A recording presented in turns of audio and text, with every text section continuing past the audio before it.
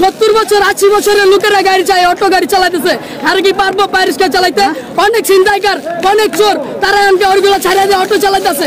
এমন সরকার যদি বন্ধ করে দেয় তাহলে তারা আবার ছিনতাই করবে।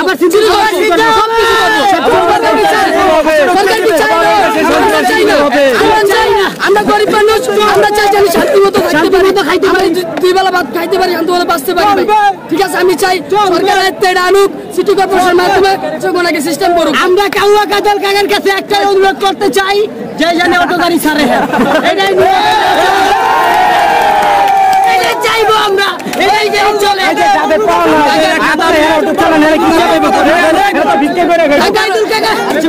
ঢাকার বাইরে অনেক জায়গায় সিটি কর্পোরেশনের মাধ্যমে ঠিক আছে কাজ কইরা, ঢাকার বাইরে এমন অনেক জায়গায় আছে সিটি কর্পোরেশনের মাধ্যমে ঠিক আছে সব কাজ সিটি কর্পোরেশনের মাধ্যমে লাইসেন্স দিন চলতেছে গাড়ি। তাহলে ঢাকাতে গেলে চলতে পারবে না।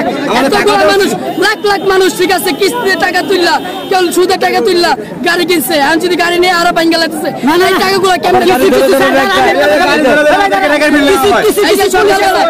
সকালে 4টা বাজে আমি অটো গাড়ি নিয়ে বেরিয়েছি, দেখেন সকাল 4টা বাজে আমার গাড়ি 1300 টাকা নিয়ে তারপর ছাড়ছে আমারে।